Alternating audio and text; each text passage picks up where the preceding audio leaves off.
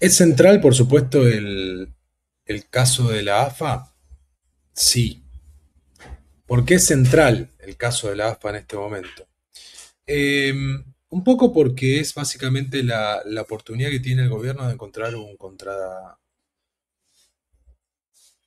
No sería un contrincante. Acá estamos hablando básicamente de una estructura de casta muy importante y muy grande y muy ramificada y penetrada directamente con la política de hace mucho tiempo. No por nada uno va desde lo particular a lo general en los análisis cotidianos que uno vive, y cuando uno ve a los barra bravas se da cuenta que hace muchísimo tiempo, y desde siempre, eran los muchachos que pintaban los carteles políticos en los barrios, de los intendentes, y muchos decían tibiamente o suavemente: "Hey, la guardia pretoriana de tal o de cual, son los políticos los que están justamente hoy dominando la escena del fútbol". Y ese es el punto central por lo cual vamos de lo particular a lo general. De lo particular, básicamente esas huestes y esas guardias pretorianas son las que utiliza la política hace muchísimo tiempo para administrar esos negocios en torno al fútbol, y por supuesto negocios ilícitos, ¿no? Y también es cómo han justamente construido poder, porque lamentablemente la pasión fútbol o la pasión deporte de fútbol, como toda pasión, es muy fácilmente manipulable, porque lo que guía es básicamente a las emociones de las personas sin mucha racionalidad. Si a alguien se le ocurre ir con una camiseta de un club deportivo contrario del que está mayoritariamente presente en un espacio físico, probablemente la pase mal, hasta pueda llegar a morir. Ustedes imagínense de lo que estamos hablando. Esto básicamente es lo mismo que pasa con el fanatismo religioso.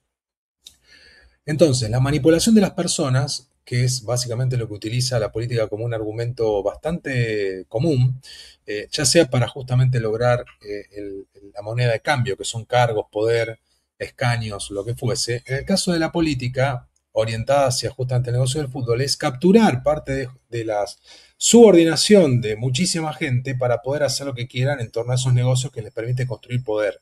Y ese poder es un poder que estamos hablando de muchísimos millones de dólares, ¿sí? En el caso de la FIFA es demencial el volumen de guita que maneja la principal ONG del fútbol, ¿sí? Por eso el FIFA Gate fue tan complicado y que terminó llevando presos a mucha gente. ¿Por qué? Porque ocurrió en un país donde el rule of law y el law enforcement funcionan, que es Estados Unidos. Entonces, cuando se meten esos deportes o esos negociados en países donde realmente funciona el rule of law y el law enforcement, es muy difícil que puedan funcionar esa dinámica de choreo. ¿Por qué digo esto? Porque básicamente la AFA es el punto neurálgico que encontró el gobierno a partir de lo que fue esa copa de escritorio que le generó Chiquitapia en su estúpida, o no sé si es estúpida, yo creo que más que nada tiene que ver con la dimensión de la impunidad que cree que tenía y que tiene, porque todavía no pasó nada, ¿no? O sea, cuando lo veamos preso probablemente digamos que tenía. Por hoy estará viendo cómo organiza justamente los artilugios judiciales para evadirse de esto, ¿sí? Y cuando hablo de esto, básicamente lo que pasa en todas las causas políticas relacionadas con la corrupción. Avanza muy rápido, a veces de manera equivocada, con errores garrafales desde el punto de vista de lo que es el funcionamiento lamentable de la justicia, asociado quizás al Código Procesal Penal y por supuesto todo lo que tiene que ver con el funcionamiento de la política concretamente, y eso hace que algunas causas se echen a perder. Pero allanamientos, avance rápido en algunos puntos, allanando todos los clubes del ascenso y clubes de primera, y encontrando en lugares con inteligencia que se ha hecho en las últimas semanas, justamente a todos los que estaban vinculados con ese movimiento de fondos con la financiera que está involucrada en el caso, sus finanzas y por supuesto los vínculos directos con los que hoy administran la Asociación de Fútbol Argentino. Estamos hablando de su tesorero, Pablo Tobigino, por supuesto todos los personajes que él tiene directamente a disposición y todos los que están vinculados con sus finanzas. Ya hablamos de ellos la semana pasada, que ahora lo vamos a ver en detalle en el programa, pero en concreto, todo esto que está pasando es una oportunidad de oro que tiene el gobierno para encontrar su principal némesis y sobre ellos operar, que es un problema de casta. Vuelvo a nuestro ordenamiento político desde la década del 30, básicamente cuando Argentina giró hacia uno de los modelos políticos que estaba emergiendo en el mundo, específicamente en Europa, que era el corporativismo fascista. Argentina es corporativista y fascista desde esa época para acá. El problema es que hay mucha gente que no se hace cargo de su fascismo, ¿no?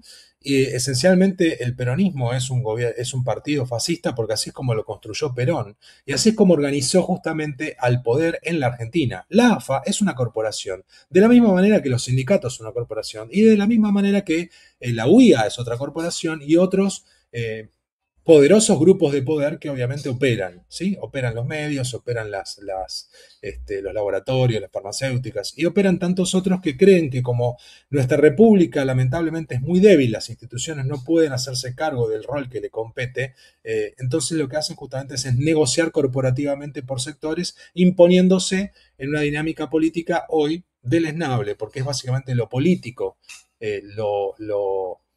lo que justamente abunda en el barro más fétido en Argentina. Y la AFA, esencialmente la AFA, ha construido poder político con muchos funcionarios que hoy no solamente incluyen patrimonios y movimiento de dineros y negociados, cómo de repente se televisan o cómo se comparten algunos negocios que tienen que ver con lo que se pone en las camisetas, en los carteles, los negocios asociados, que cosas que se prestan, etcétera, sino también, y creo que es lo más preocupante de todo esto, es que hasta en la AFA hay funcionarios de la justicia, en la institución AFA, que operan con roles de revisor de cuentas, botón de turno, chupamedia o secanuca del Chiquitapia. Muchos de todos ellos están vinculados con este enorme fango de poder que permite justamente que haya inclusive gente que se afirma a sus puestos en sus intendencias, en sus municipios, en los lugares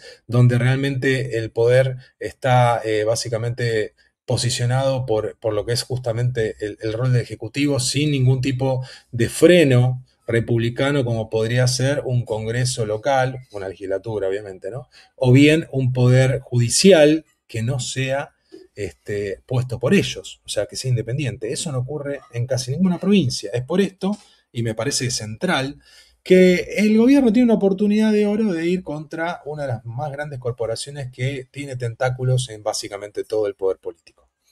Y esto, por supuesto, estamos hablando de enormes volúmenes de dinero que fluyen para campañas políticas, para lavado de activos, posiblemente negocios más complicados como el narcotráfico, posiblemente fondos vinculados con el juego clandestino, posiblemente vinculados con otros negocios como prostitución VIP y demás, y situaciones que vienen repitiéndose crónicamente, como por ejemplo lo que había pasado justamente con el escándalo del negocio del fútbol para todos, a la cabeza con Aníbal Fernández y la gestión anterior de la AFA y todo lo que pasó con esta supuesta caída de la causa, que esperemos que Casación la dé vuelta, porque obviamente era una argucia patética por un fiscal visitador de todos, ¿no? Entonces, esto que decimos con Clara todas las veces que podemos y en todos los programas es que tanto la justicia como la educación son los principales déficits institucionales de una república débil. Débil.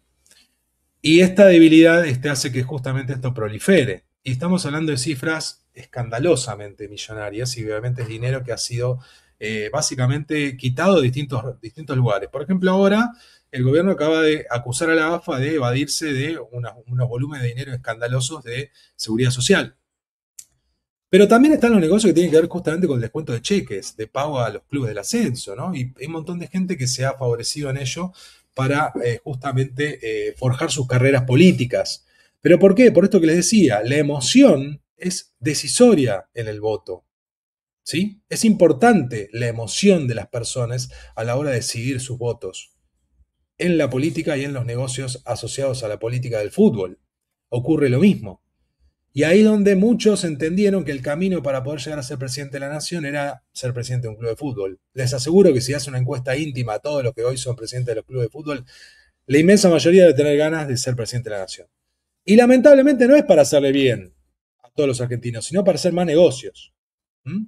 Y hay negocios como este que administra el señor Tapia, que viene vinculado a otros negocios, como por ejemplo de la basura, el SEAMSE, ¿no? Y los Moyano, y gente que está totalmente impune, ¿no? Vamos a ver qué le pasa a Moyano con su sanatorio estrella, en este momento con situaciones muy, muy críticas de sostenimiento, a ver si lo vende y cuánto lo vende.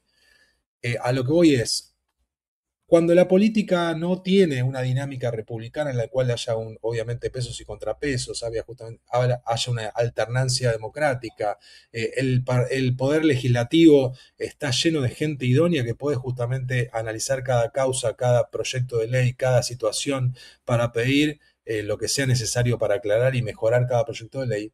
Cuando tengamos eso, si es que alguna vez lo tenemos, probablemente vayamos saneando a nuestra joven democracia para que sea justamente lo único indispensable para que se pueda educar, alimentar, proteger, cuidar y engrandecer el destino de una nación, ¿no?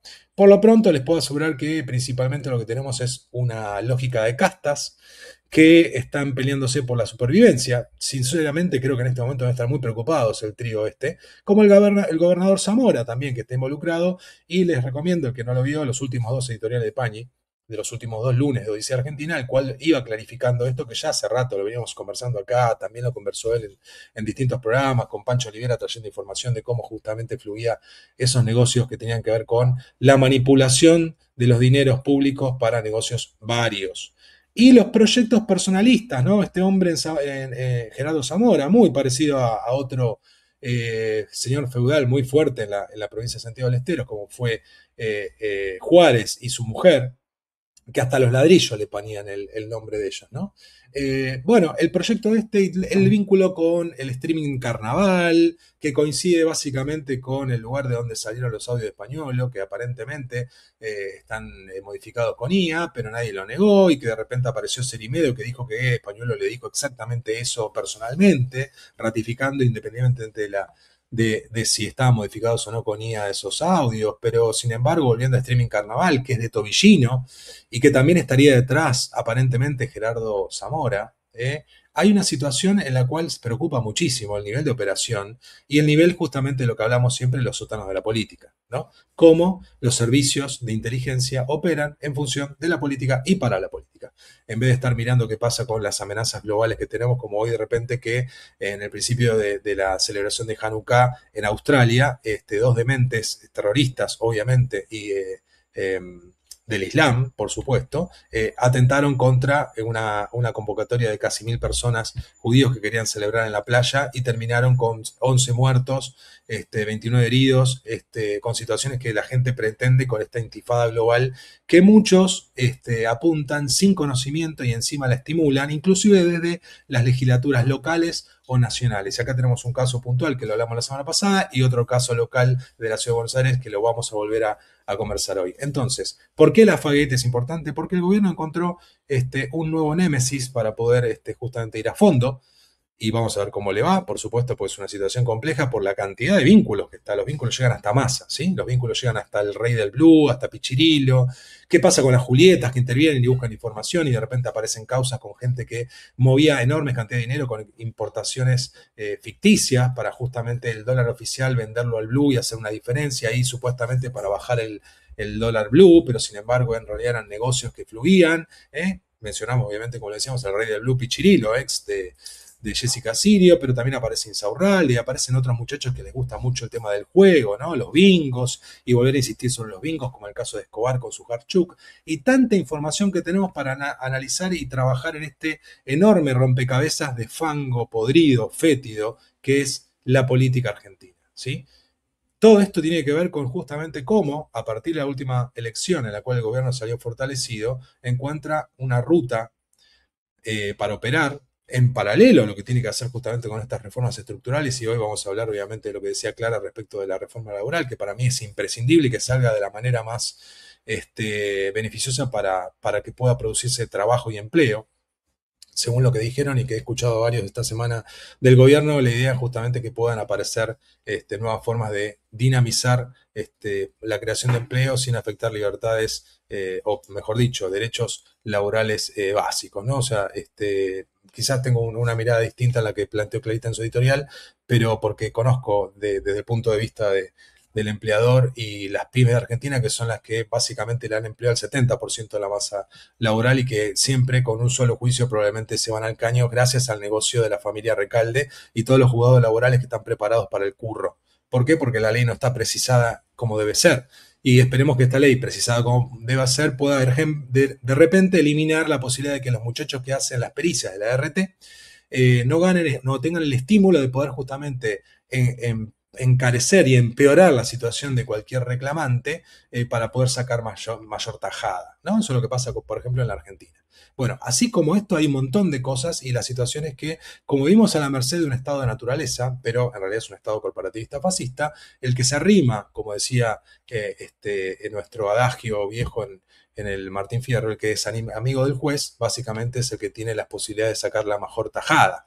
Bueno, quizás deberíamos pensar en salir adelante de una puta vez como nación, encontrándole la situación y la conversación política virtuosa que permita, por un lado, despejar los problemas enormes, crónicos y históricos que tiene el país, como por ejemplo no crear empleo, porque es la misma cantidad de empleados en el sector privado que existe ahora que lo que existe hace 15 años atrás, y por supuesto entender la dinámica del siglo XXI en donde el empleo tan dinámico está buscando nuevas soluciones y hay que encontrar la vuelta a esto o realmente no vamos a tener posibilidades de competir no solamente en la región sino también hacia el mundo. En fin, tenemos mucho por delante, avanzamos con el programa y aquí estamos.